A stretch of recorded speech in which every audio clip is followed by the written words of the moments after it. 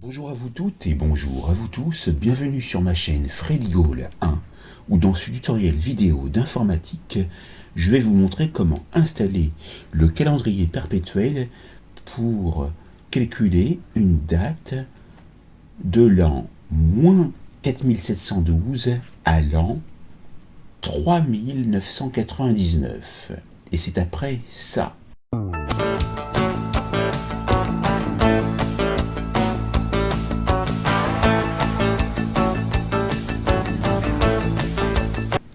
Donc pour pouvoir ce faire, vous irez à cette adresse que je vous mettrai dans la description de la vidéo. Il s'agit d'un programme à installer dans Windows et vous pouvez voir la présentation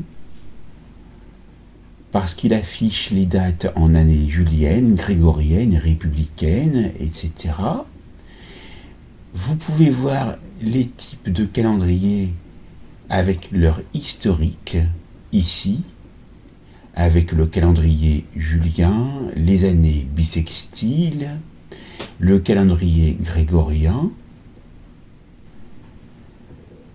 et vous pouvez donc voir le calendrier républicain qui était utilisé pendant la Révolution française. Pour pouvoir l'installer, vous allez devoir exécuter un fichier qui se nomme calendrier install 64.msi. Donc, ce raccourci sera automatiquement ajouté sur le bureau et une entrée dans le menu programme pour lancer le calendrier perpétuel. Nous allons donc installer le programme et donc vous voyez le nom du fichier ici. Bien sûr, il vous faut la version 64 bits de Windows. Et vous voyez que cette version 11.0 date de novembre 2023. Je vais cliquer une fois sur le lien et automatiquement je vais pouvoir télécharger le programme qui prend peu de place. J'appuie sur démarrer. Pour ma part, puisque j'ai un logiciel de téléchargement, pour vous ça sera l'utilitaire de téléchargement par défaut, je vais donc aller rechercher le programme dans téléchargement programme et je vais aller installer. Je clique sur suivant. Il sera installé dans C, Programme Files, JM Berthier, calendrier perpétuel. On va cliquer sur suivant, suivant, et on patiente pour que l'installation se fasse.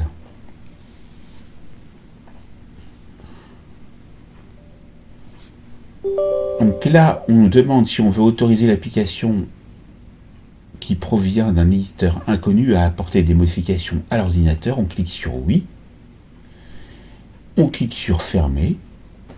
Je peux fermer donc ceci et je vais aller retrouver donc calendrier perpétuel ici avec son raccourci. Je vais double-cliquer et mettre en grand. Ici, j'ai la date de mars 2024. Alors, ce que je vais faire, je vais donc ici effectuer une recherche, par exemple sur un autre mois, janvier, et dans la zone date, vous voyez que le curseur apparaît et je vais taper une année, par exemple l'année 1. Au janvier de l'an 1, ici, on constate que le premier jour de l'année de l'an 1 était un dimanche. Et on peut effectuer des recherches pour des années anciennes. Donc, on va taper une année donc de l'an -500. Et vous avez marqué ici le résultat. Vous pouvez très bien utiliser la flèche pour passer au mois suivant et revenir en arrière. Vous pouvez très bien imprimer donc le calendrier en appuyant sur imprimer. Vous pouvez copier la date qui vous intéresse. Donc copier la date et je vais me rendre ici, édition, coller, et là par exemple j'ai collé une date pour le lundi 28 janvier de l'année -500 puisqu'elle est sélectionnée. Là, je me mets ici, je retourne sur copier la date ou CTRL+C, donc je vais faire CTRL+C, et je me mets en dessous, et vous voyez que la date sélectionnée est bien copiée, ce qui vous facilite le travail et vous évite de tout retaper. Nous pouvons aussi trouver le premier jour du calendrier républicain et vous avez ici donc le jour qui est sélectionné. Vous pouvez donc voir le calendrier grégorien et depuis quand a commencé le calendrier grégorien. C'était le vendredi 15 octobre 1582. En allant à notre ère, vous retrouvez le calcul que vous avez fait au début et vous allez taper maintenant une autre date pour voir si cela fonctionne. Par exemple, on va se mettre au mois de juillet 1998 et le 12 juillet 1998, nous étions un dimanche. C'était le jour, si vous vous rappelez bien, de la finale de la Coupe du Monde FIFA entre la France et le Brésil, remportée par la France 3-0. Et vous voyez que ça fonctionne bien puisque nous avons donc ici les jours qui sont bien marqués et donc nous pouvons bien nous référer aux jours de la semaine. Et ce que vous avez en plus, c'est que vous avez les numéros de semaine à côté. Donc c'est pour savoir quelle semaine vous étiez. C'est très intéressant. Et là, si je clique une autre date, par exemple 1774,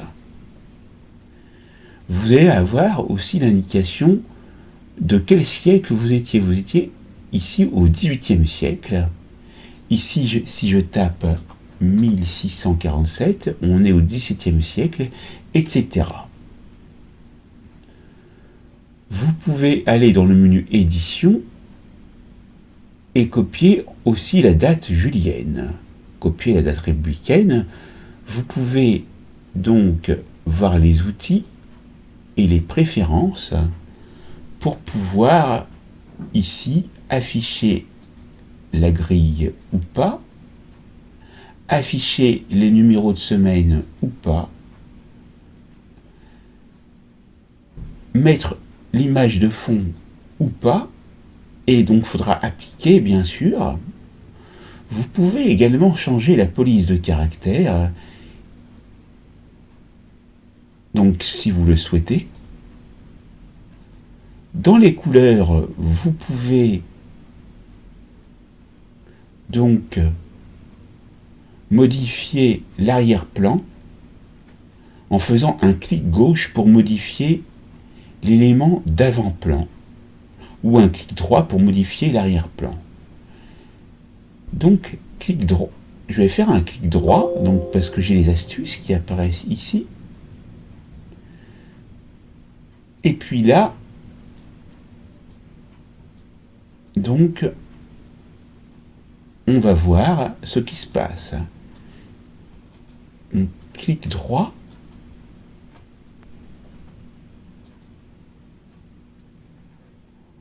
Ou clic gauche. Donc, on va retourner dans Outils, Préférences et Couleurs. Et le curseur que j'ai utilisé modifie l'apparence, la transparence de l'arrière-plan. Donc on va appliquer. Là, je vais me mettre comme ça et je vais appliquer. Je vais cliquer sur OK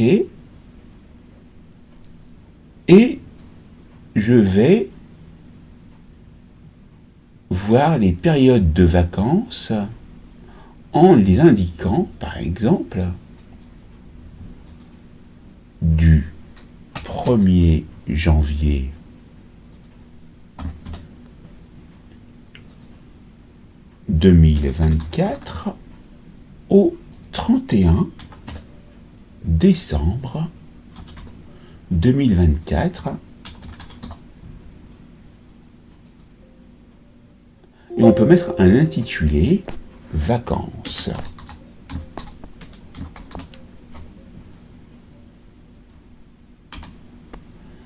On va cliquer sur OK. Et on va retourner sur l'année 2024. Et qu'est-ce qu'on constate? Que toutes les dates que l'on a mis dans la plage sont en bleu pour indiquer que l'on est en vacances. Ça, c'est pour indiquer les plages de vacances. Donc ça peut vous intéresser. Et puis, pour finir, on peut retourner dans la période de vacances, la sélectionner, et puis on peut donc retourner dans période de vacances, la sélectionner de nouveau, et là, si vous effacez la zone, ici, et que vous appuyez sur Ajouter, vous voyez que vous ne pouvez pas supprimer la période de vacances. Donc, je vais supprimer l'intitulé et je vais cliquer sur OK. Et là, on ne peut toujours pas. Donc, là, on voit comment fonctionne la saisie des périodes de vacances.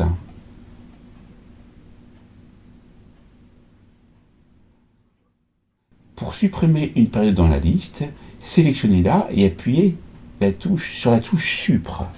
Donc, là, je vais utiliser la touche Supre du clavier, tout simplement. Donc, la suppression ne se fait pas au sein même de la boîte de dialogue, mais bien en utilisant la touche Supre. Voilà. On va cliquer sur Oui. Et là, on retrouve de nouveau. Donc on appuie sur Supre et on appuie sur OK. Et là, vous voyez effectivement que toute la période de vacances est supprimée. Vous pouvez aussi, si vous avez une date de calendrier républicain, l'indiquer ici, choisir le mois correspondant,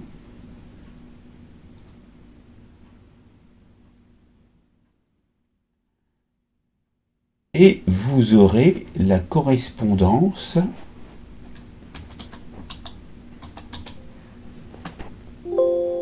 donc ici. Donc ce que je vais faire, je vais taper cette date,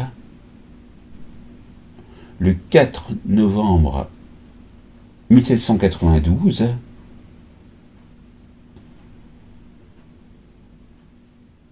alors on a le 24 octobre 1792.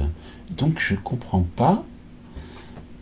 Ici, il suffit de se mettre sur premier jour républicain plutôt. Donc là, vous avez sélectionné une date et vous avez le 1 Vendémiaire de l'an 1. Si je me mets sur le 29, on a le 8 Vendémiaire de l'an 1. Voilà comment ça fonctionne. Et pour afficher la date d'aujourd'hui, vous appuyez sur aujourd'hui et vous retrouvez donc ici la date de ce jour avec le jour de semaine correspondant. Voilà pour cette formation sur le calendrier perpétuel installé sur Windows version 64 bits. La formation est maintenant terminée. N'oubliez pas de vous abonner, de liker, d'activer la cloche pour recevoir les prochaines notifications, partagez et commentez autour de vous et je vous dis à très vite pour une nouvelle formation vidéo sur ma chaîne. Merci.